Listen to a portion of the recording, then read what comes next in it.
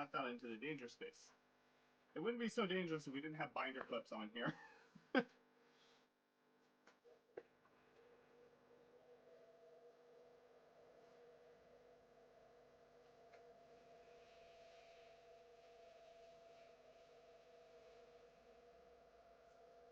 Realistically, I need to remake the master for this with the moth being a lot thinner, a lot more shallow rather. But that's okay. We will get there.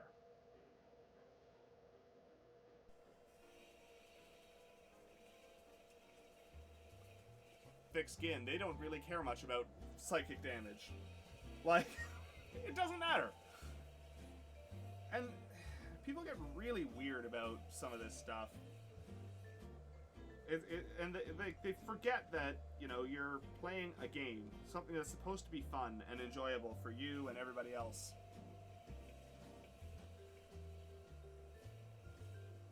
Like, we're all gathered around a table talking about make-believe characters and rolling random pieces of plastic to get numbers and figure out what we're doing, right? Like, it's not a big deal. Really isn't. And it shouldn't be. Yeah, it's a little goblin paladin that was designed for keeping the party alive for some first-time players. And Twilight clerics are particularly good at that. They are very, very, very strong at... they have some auras that allow people to max out healing, and they've got... they have an aura that maxes healing and also gives 10 hit points every round. And that's a passive thing that doesn't need to be re-upped or anything, so it's a pretty strong piece overall. Yeah, and then Carrot kept running away, which is fine. Whatever. But, yeah, they were it's cool. We do all sorts of random stuff here. We do 3D printing, we do dice making, we do electronics and engineering. We're currently partway through a, that is a chonk dice. A very pretty one at that.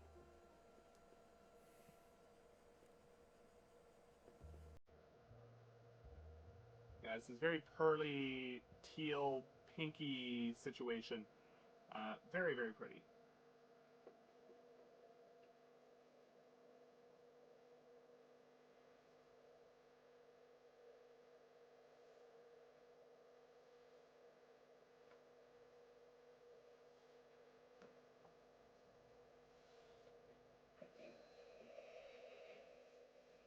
So outside of this, our current thing is not always the easy part to balance for. Like, for instance, one of my players, they have a character who's a sorcerer, which basically means to be viable, they largely should probably have fireball, right? They're a forest fae. They're a fairy. Fireball is a little bit horrific in their view, but they're all about manipulation and illusion and stuff like that. So they asked me if we could reskin Fireball to be psychic instead. And there was, you know, so there was the question of like, can we make it a different damage type? Because doing fire damage isn't really what my character would do. And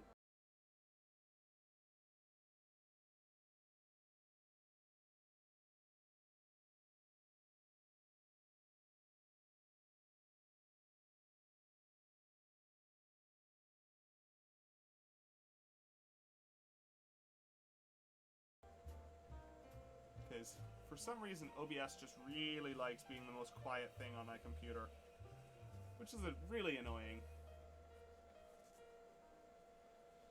It basically means that if I want to be able to hear anything in OBS, I have to have my sounds turned right up, and then if anything outside of OBS plays, then I get my ears blown out, which is always fun.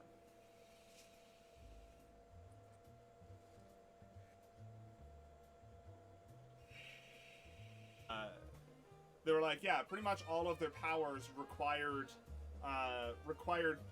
minions, hirelings, whatever. All of their stuff was like stage directions, directing other people to do stuff. But none of them actually lived long enough to do anything because they had to rush up the stairs to get into the room. At which point, that was going to be the end of their turn. And then we started pulling some really crazy stuff to be like, okay, so some AoE stuff? AoE? Yeah, great, awesome, lovely. And just absolutely destroyed them. So the DM had a rough time that one, but that was fun for us.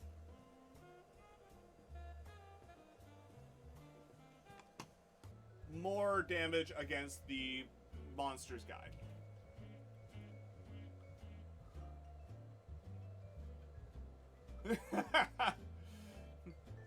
Thanks, Ariel. Welcome in. Lovely to see you.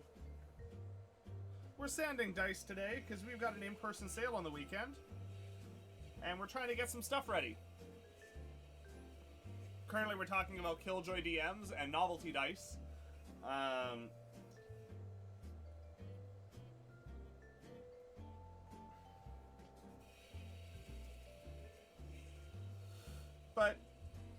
But yeah, like, so the thing is like, my player asked me if they could reskin Fireball to be psychic damage. And if you look, you know, from a sheer statistics standpoint,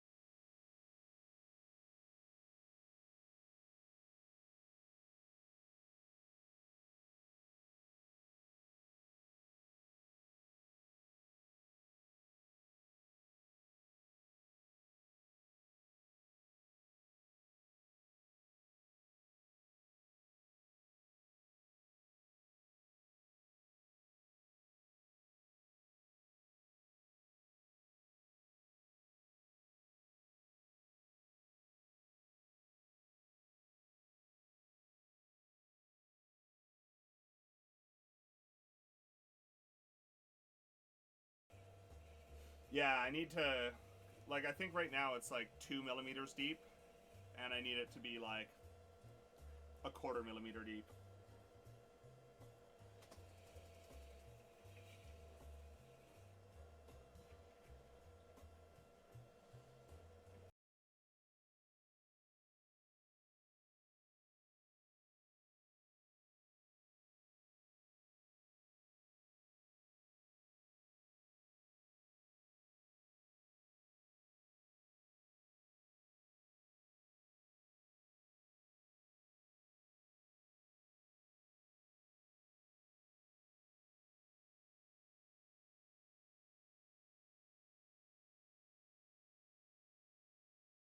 Had a revolver that they weren't proficient in.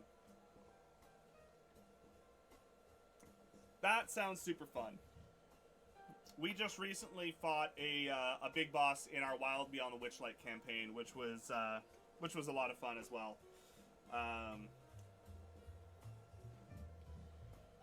And the party really did a fantastic job of divide and conquer, where my player spent the entire time destroying the equipment that was making them powerful.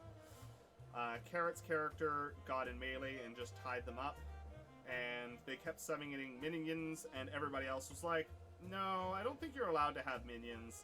And the DM after the fact is like, how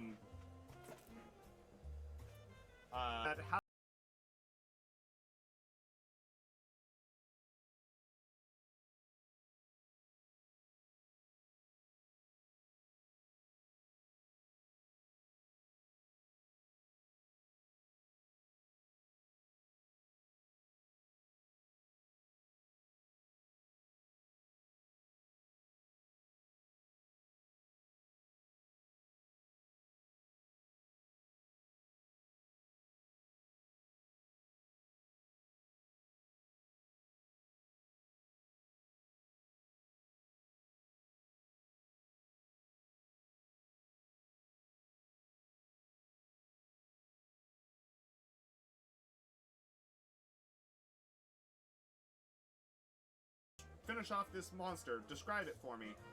Whatever. Carolyn actually has a TPK to her name. I don't.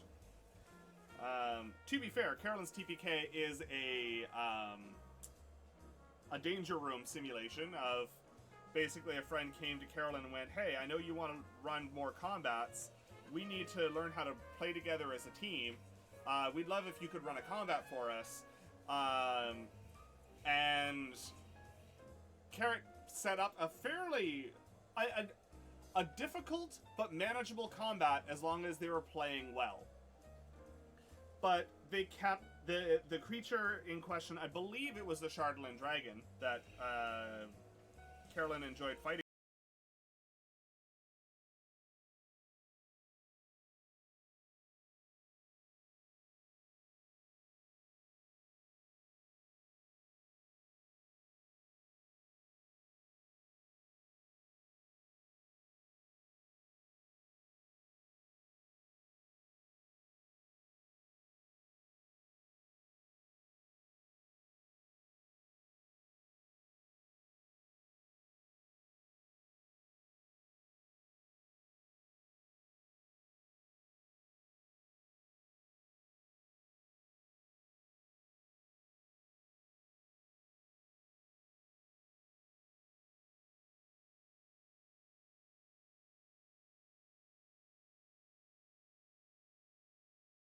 I don't want to see that green because people are going to look over and think that it's fine because it's flashing green. But you are absolutely correct. Like, that is a very, very good point. But, you know, you end up too close to a project, you put the blinders on, and they're like, I hope, you know, like, it's not the end of the world, but if it's not too big of a deal to change. And, like, 3-4 weeks ago, I had refactored my code base so that, to change everything over to proper functions and all of that. So it ultimately became a 6-minute fix that now we just have to go through and reprogram all the units that are getting ready, which is annoying, but, you know, not the end of the world. But I did laugh at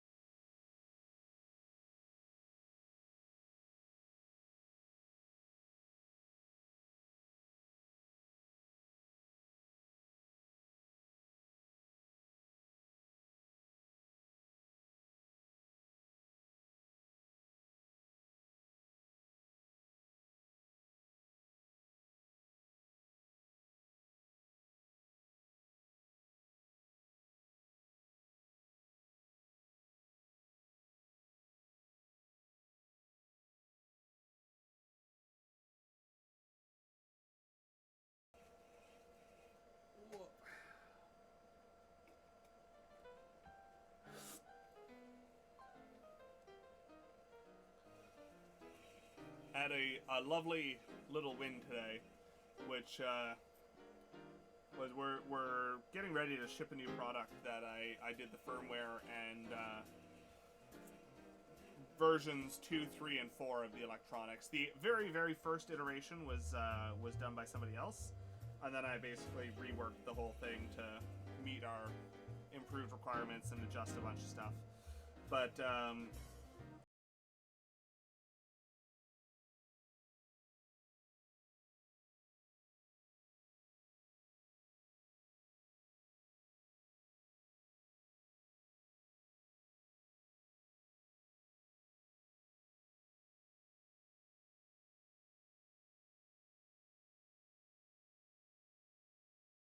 that the DM was not very good. They didn't really know what they were doing, and they just had the book open and were reading from it. And you could tell that they never actually read the module ahead of time, because they also had a reading voice when you could tell that they were very clearly reading out of the book. And we made a point of saying, like, oh, hey, like, because they claimed that, oh, the players do whatever they want and things go crazy and everything like that. And we're like, yeah, but dude, you've been playing this, like, by the book. It's like, oh, no. I've homebrewed the shit out of this campaign. They're like, you do realize we have the book open in front of us, right?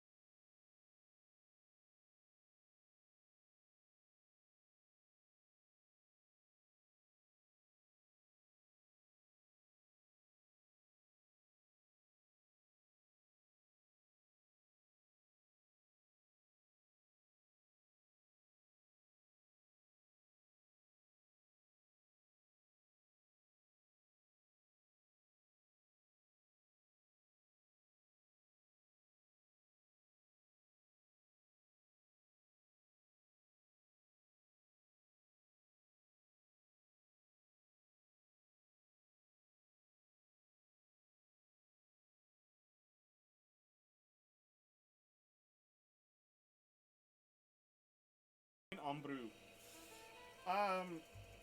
In how much detail, Carrot? I mean, realistically, it's not like the parties involved are watching this stream, so I could probably actually be a little bit more specific.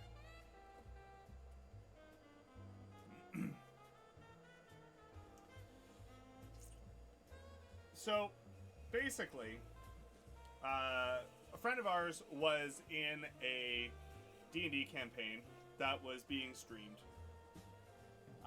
Two of our friends, actually. One of them ended up dropping out of the campaign for very good reasons.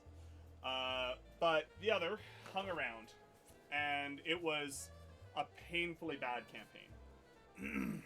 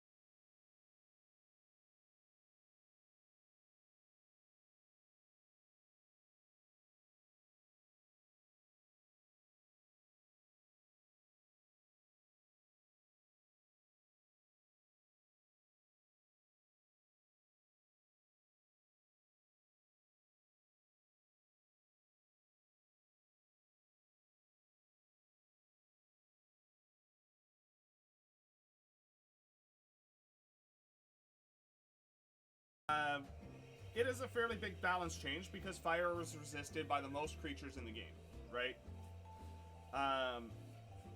As a result of that, that means that, on average, they will do more damage to any given random monster in the game, which seems like a potentially big deal. However, I don't know about your games. I'm not pulling random monsters from the from the monster manual. I'm not grabbing random monsters. I'm creating my encounters. So it doesn't matter what random monsters or any aggregation of monsters is resistant to. And also, I make the rules. Guess what? That ancient dragon? Yeah, they were bullied as a kid and grew a